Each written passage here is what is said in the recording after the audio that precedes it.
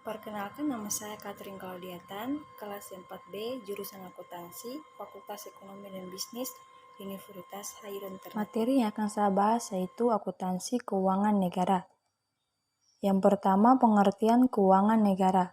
Keuangan negara yang dimaksud adalah seluruh kekayaan negara dalam bentuk apapun yang dipisahkan atau yang tidak dipisahkan, termasuk dalamnya segala bagian kekayaan negara dan segala hak dan kewajiban yang timbul karena yang pertama, berada dalam penguasaan, pengurusan, dan pertanggungjawaban pejabat lembaga negara, baik di tingkat pusat maupun di daerah. Yang berikutnya, berada dalam penguasaan, pengurusan, dan pertanggungjawaban badan usaha milik negara atau badan usaha milik daerah, yayasan, badan hukum, dan perusahaan yang menyertakan modal negara atau perusahaan yang menyertakan modal pihak ketiga berdasarkan perjanjian dengan negara. Yang kedua, asas-asas pengelolaan keuangan negara. Untuk mendukung terwujudnya good governance dalam penyelenggaraan negara, pengelolaan keuangan negara perlu diselenggarakan sesuai dengan asas-asas umum pengelolaan negara, yaitu asas tahunan, asas universalitas, asas kesatuan, asas spesialitas, akuntabilitas berorientasi pada hasil, profesionalitas, proporsionalitas, keterbukaan dalam pengelolaan keuangan negara, pemeriksaan keuangan oleh badan pemeriksaan yang bebas dan mandiri.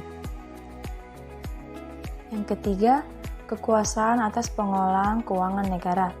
Presiden selaku kepala pemerintahan memegang kekuasaan pengelolaan keuangan negara sebagai bagian dari kekuasaan pemerintahan. Kekuasaan tersebut meliputi kewenangan yang bersifat umum dan kewenangan yang bersifat khusus.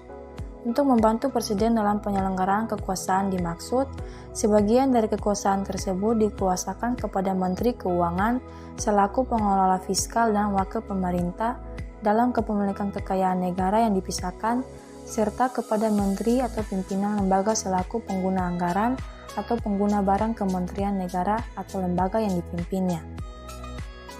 Yang keempat, penyusunan dan penetapan APBN dan APBD.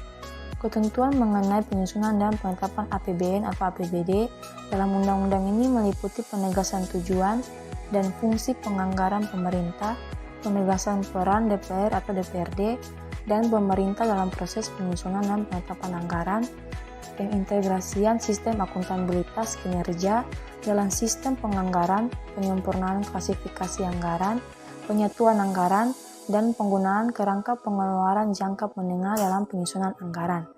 Anggaran adalah alat akuntabilitas manajemen dan kebijakan ekonomi.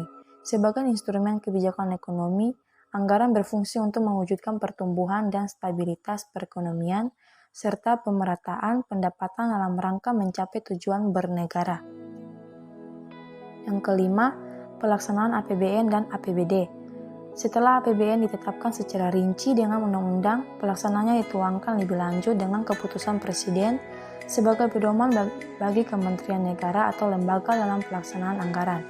Penuangan dalam keputusan Presiden tersebut terutama menyangkut hal-hal yang belum dirinci di dalam undang-undang APBN seperti alokasi anggaran untuk kantor pusat dan kantor daerah kementerian negara atau lembaga, pembayaran gaji dalam belanja pegawai, dan pembayaran untuk tunggakan yang menjadi beban kementerian negara atau lembaga. Yang keenam, pertanggungjawaban pengelolaan keuangan negara.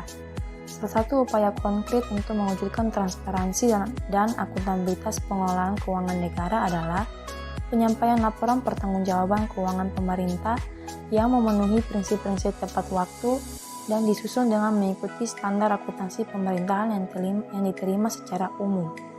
Dalam undang-undang ini ditetapkan bahwa laporan pertanggungjawaban pelaksanaan APBN atau APBD disampaikan berupa laporan keuangan yang setidaknya terdiri dari laporan realisasi anggaran, neraca, laporan arus kas, dan catatan atas laporan keuangan yang disusun sesuai dengan standar akuntansi pemerintahan. Sekian dari penyampaian materi dari saya. Terima kasih.